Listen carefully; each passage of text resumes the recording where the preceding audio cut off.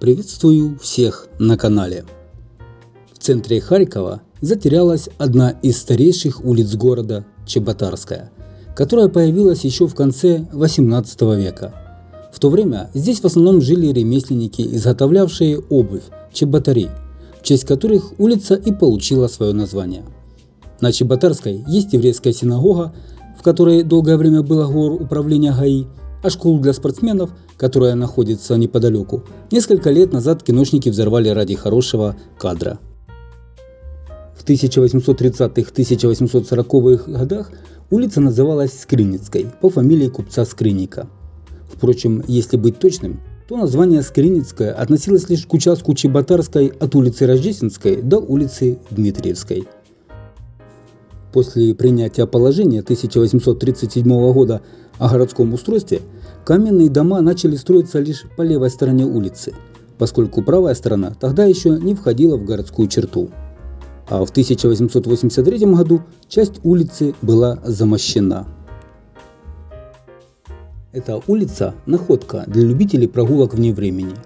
Здесь складывается впечатление, что время течет намного медленнее.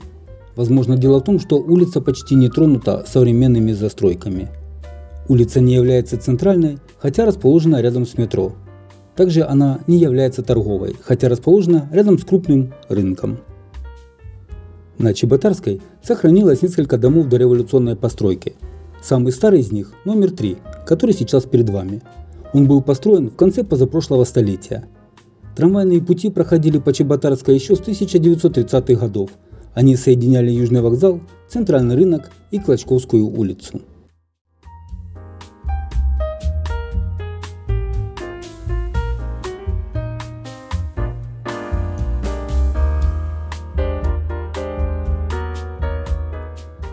В 1911 году еврейская община приобрела участок под синагогу на улице Чеботарской, 17.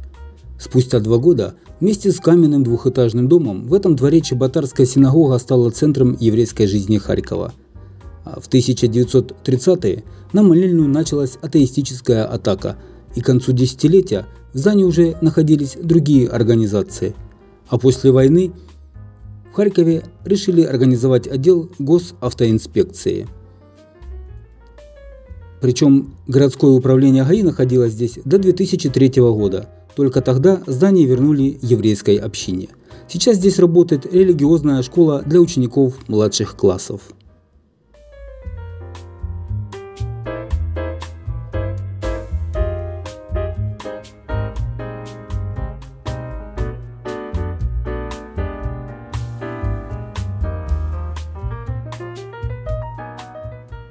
А на Чеботарской, 36, спортсмены смотрят на руины стадиона «Авангард».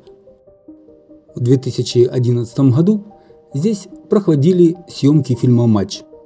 У харьковской постройки была своя роль.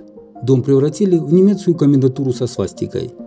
По сценарию фильма здание должны были подорвать с помощью пиропатронов, однако не все прошло гладко. Вероятно, пиротехники переборщили со взрывчаткой. В результате спецэффекта из здания вылетели окна, двери, а 4 каскадера получили ожоги. К счастью, травмы оказались не опасны и никого госпитализировать не пришлось.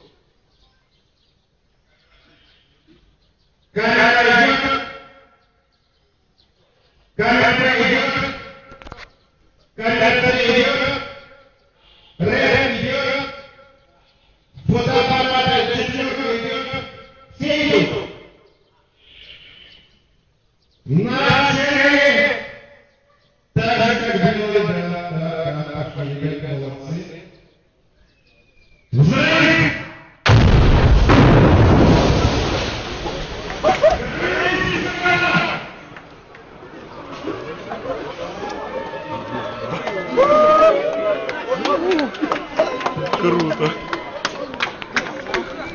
После того, как киношники уехали, здание отреставрировали и вскоре там возобновили тренировки художественной гимнастики и занятия по баскетболу.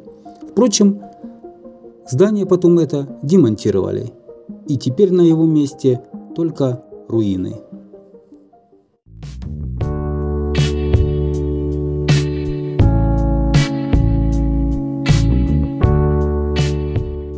Под номером 45 бывший доходный дом, построенный в 1908 году по проекту архитектора Гинзбурга.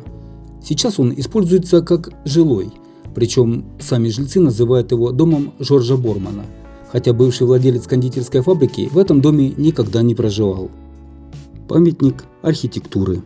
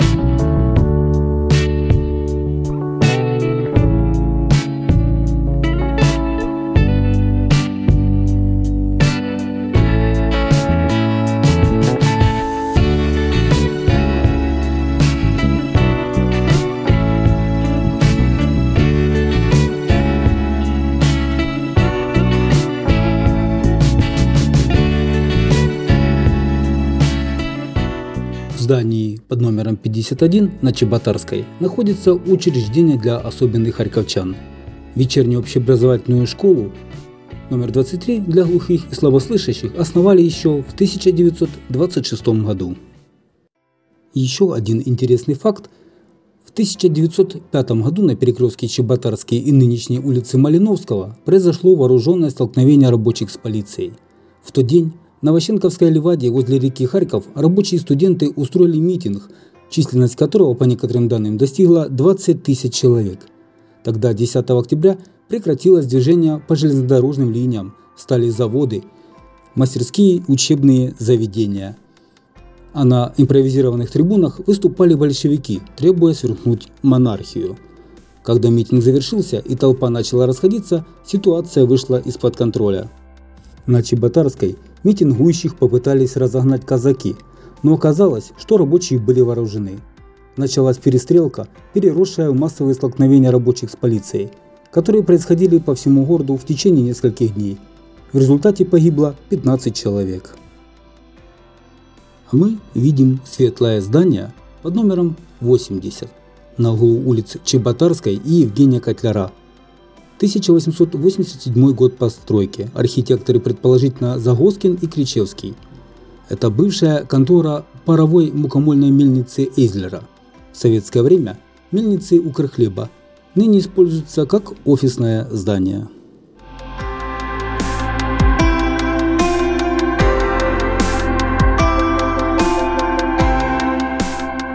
Кстати, уже в советский период на улице Чеботарской были построены дворец физической культуры «Авангард», а в районе выхода к улице Евгения Котляра завод «Гидропривод».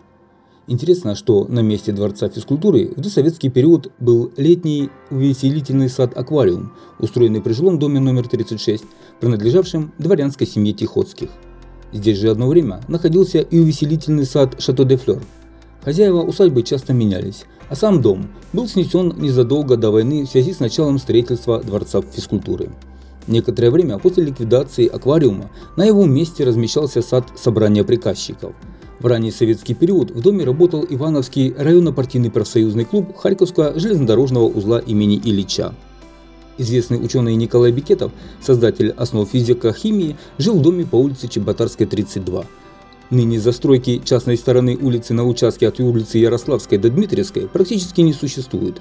Она ликвидирована при перепланировке территории вокруг центрального рынка. Не сохранился и дом номер 32. По той же причине было снесено бывшее двухэтажное собрание приказчиков, дом номер 36.